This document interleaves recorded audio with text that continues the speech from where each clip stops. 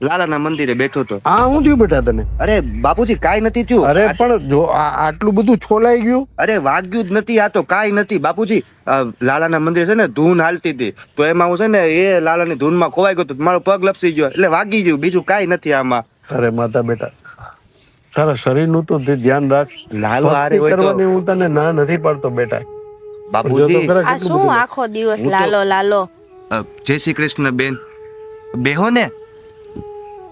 બેટા માં તો ભક્તિ કરે છે તો લાલો લાલો જ કહે ને.